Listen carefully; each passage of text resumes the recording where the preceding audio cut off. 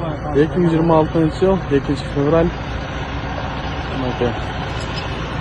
департаменттин адистери менен биргеликте роудунун жанындагы адвокатуранын контейнери алынууда. Азыр зымдарын үзүп атат. Ошо зымдарын үзгөндөн кийин манипулятор менен алабыз.